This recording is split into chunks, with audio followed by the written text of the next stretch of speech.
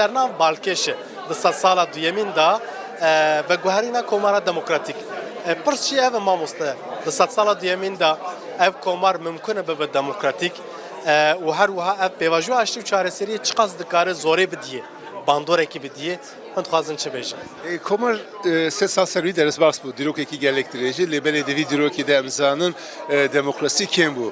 Hinkî demada divî demokrasî kêm bû, hinkî demada demokrasî tune bû. Wexta demokrasî kêm bî ya jî tune bî, wî çaxê lêvra pirsgirêkê civakî derdikeve.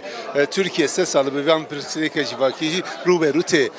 Eger Türkiye di vî se salan nûh de dixwaze komar bike demokratîk komarekî demokratîk ava bike, wî çaxê gerek riya demokrasiye de bimeşi. Ji bo riya demokrasiye de bimeşi jî berî her tiştî gerek pirsgirêka Kürt çareser bike. Pirsgirêka Kürt em karin bêjin du alî. Alîkî çêkê, alîkî jî daxwazê siyasînin, daxwazê hukukînin, daxwazê yasayî û destûrînin. Anka di vî pêvajo ser wî bîst meh derbas bû. Di vî bîst mehê de gelek rêjî em karin bêjin hat sendin. Lê belê ji vî saetê şûn de eger devlet dixwaze vî pêvajoyê bi serkeftinê biqede gerek bi gavê hukukî bavêje. Livra du daxwaz heye, daxwaza yekemîn kanûnekî taybet ji bo çekberdayînê gerek bê derketin. A dudî jî anka li Tirkiye pirsgirêkê demokratîk kendin van pirsgirêkê demokratîk hûn karin bi gavê fiîlî jî ji holê rakin. Mesela dadgeh biryar dedin, hûn karin van biryara wexta bînin jî ya jî hûn vê tatbîqata qayyûmê jî holê rakin. Vî çaxê vana jî hinkî pirs çareser dike. Îro em hatin wî astê, yani asla hukukî.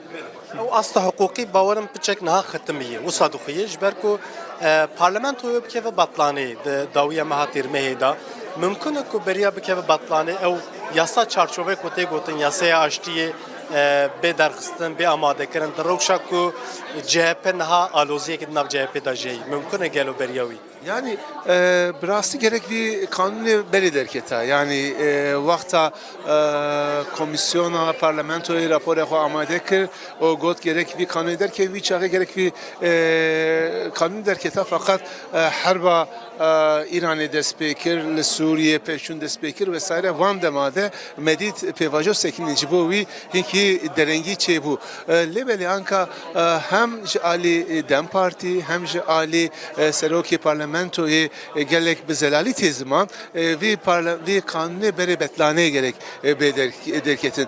Eğer desilatdari vi peşnuma ki hazır bir koviya bini ber parlamentoyu ez baver dikim evi parlamentoyu derkeve rast nav CHP'de aloziki heye ama via jibo vi derketin jibo vi kanuni evi perskilek dernexe çünkü CHP'ci yani hem Özgür Özel Ali Dine Kılıçdaroğlu'cu got em duxwazin vi meseleyle parlamentoyu ile çareser bebe jibo parlamentoyu çareser bebe gerek vi kanuni parlamentoyu derkeve levra perskileka heri mezin ev desilatdari evi peşnuma ki jibo kanuni evi bini ber parlamentoyu yajina eğer vakta bini ihtimal hey ki beri betlane derkeve gerekçi derkeve vakta eğer bilinip pişti betlaneyi via nav geldi evi hevidari gele kim bike jibo vi anka vi derxastina kanuni ez baver dikim gavi heri mühimi jibo pevajoyi